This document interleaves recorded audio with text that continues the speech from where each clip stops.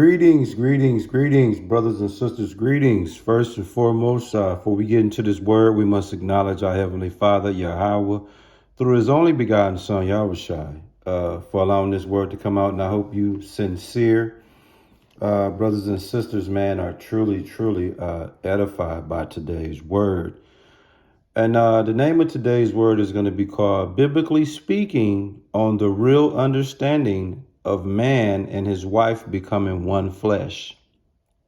That's right. I'm going to say it again. The name of tonight's word, or today's word, I should say, is Biblically Speaking on the Real Understanding of Man and His Wife Becoming One Flesh. So, what I want to speak about is marriage, man. I think that I try to be conscious of always speaking on marriage, man. It's a lot in life that we must biblically cover. I get that. But I always try to make sure I reconnect with those that are married. I always try to tap in to the couples that's married, because in today's climate and in today's time, marriages are very actually marriages are extremely difficult to maintain and be successful. It's so many different distractions. There's so many different things that's out there that will derail a marriage. I think that a lot of marriages today are failing. A lot of marriages are going down the road of divorce, and especially in the so-called black community or the Jake community or the Judah community. You see a lot of marriages taking place, and you see just as much as people are getting married, people are getting divorced, or people are separating and then they start in new situations. It's a complete mess. And so hopefully in this word, those that are married, you'll get a better insight, a better appreciation of what union you have created. If this individual is out there that's married, that's going through a tough time, trying to make this marriage work, and you're having difficulty doing so, you have people that pay hundreds and hundreds of dollars to get marriage counseling to try to save their marriage. Well, hopefully today, man, after you hear this word, you could save yourself hundreds of dollars by just taking this spiritual advice, this spiritual information that I'm going to expound on today pertaining to one flesh, understanding what it really means to become one flesh and how to be successful. Okay, I'm all about marriage. I'm all about successful relationships. I'm all about successful marriages, man and wife, obviously. So again, what's the name of the word, man? Biblically speaking on the real understanding of man and wife becoming one flesh. In Genesis chapter 2, verse 24, it reads, matter of fact, let's start at Genesis 2, verse 23, and the point in verse 24. Verse 23, Genesis chapter 2. And Adam said, "This is now bone of my bone and flesh of my flesh. She shall be called woman, because she was taken out of man." That's very important. Okay, again, Genesis 2 and 23. And Adam said, "This is now bone of my bone, flesh of my flesh. She shall be called woman, because she was taken out of man." Verse 24, "Therefore shall a man leave his father and mother, and shall cleave unto his wife, and they shall be one flesh." See that? So let's get into it, man. When it says a man shall leave his father and his mother, in other words, that man is to remove himself from his parents' home, okay? Secure a job, a steady job, and get a home and provide for that woman. That's his first sign of maturity. That's his first sign in understanding responsibility. Okay? Once he do that, it tells him what? Once he leave his father and his mother, he shall cleave unto his wife.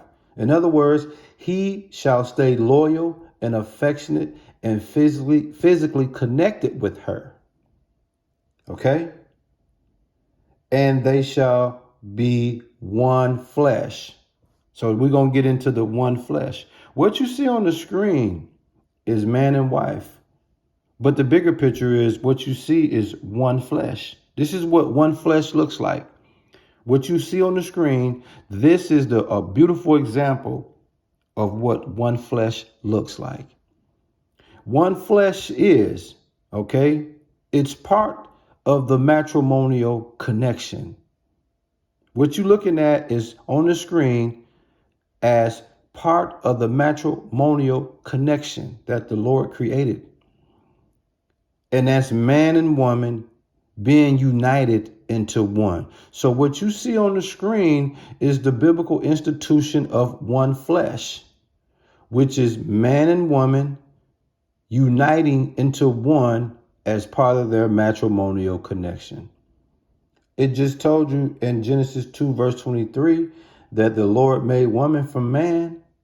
Not only did the Lord make woman from man, but he designated that woman to be that man's best friend, to be that man's most passionate, affectionate, closest companion. See that? And this is where we're losing sight of understanding the value of one flesh. It's not just some fancy wordplay. It's meaning to that one flesh. See? So when you get married, you have to understand the one flesh part.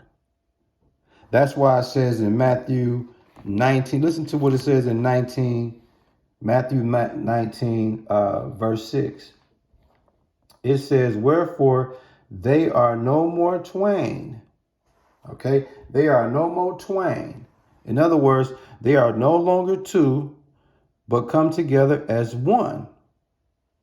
It says, wherefore God has joined together, let no man put asunder. Let no man divide or separate you. So y'all start off as two. Y'all get together, y'all get to the point where y'all would want to become married. So you go from being two, y'all come together as one. And as y'all come together as one, according to Matthew 19 and 6, let no one divide or separate you. You see that? You have to understand that. Let no man separate you. And when you look around today, what happens? When you put your family and friends into your marital business, they are going to sabotage your marriage. And once your marriage is sabotaged, guess what happens?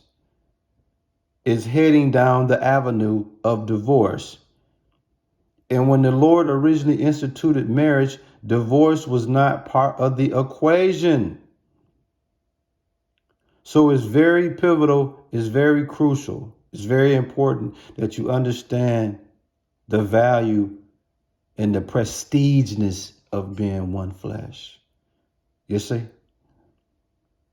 When you get married, all right, and become one flesh, the man and the wife becomes a power couple. That's the real power couple. Man and his wife biblically becoming one flesh. That's what a power couple looks like. That's biblically what a power couple is. Adam and Eve was designed to be that. But obviously it was a disconnect because neither did Adam or Eve understand the value of them being one flesh. You see? But one flesh is man and his wife operating as a unit and not as separate entities. Let me say that again. One flesh is man and his wife operating as a unit, not as separate entities. When you start operating as separate entities, that's when Satan will exploit that and go for destroying your marriage, man. Now look up, listen what it says in 1 Corinthians chapter 7, verses 3 through 5, man. This is very important. It says, let the husband render unto the wife due benevolence, aka affection, and likewise also the wife unto the husband. Verse 4, the wife have not power of her own body, but the husband. And likewise also the husband have not power of his own body, but the wife. Defraud ye not one the other, except it be with consent for a time, that ye may give yourself to fasting and prayer, and come together again, that Satan tempt you not for your inconsistency. See that? So in other words, as part of being one flesh, husband and wife is to be affectionate and to be sexually compliant with one another. And if there's a disconnect with that, Satan will tempt you to seek attention and intimacy outside your marriage, man. And that's exactly what you got going on today. Because people not understanding the prestigeness, the value of what one flesh is really about. But one flesh keeps man and woman closely connected, so no division never takes place, and the marriage lasts forever and ever. That's how this works. I just gave y'all $1 million worth of game. The real $1 million worth of game. All praises to Yahweh through his only begotten son, Yahushua, for allowing this word to come out. And listen, man, the key to a successful marriage, brothers and sisters, is understanding what one flesh is really about and living up to that and honoring that and staying consistent with that. And I can promise you, man, ain't nobody gonna be able to get into y'all understands me. Y'all understands me's word.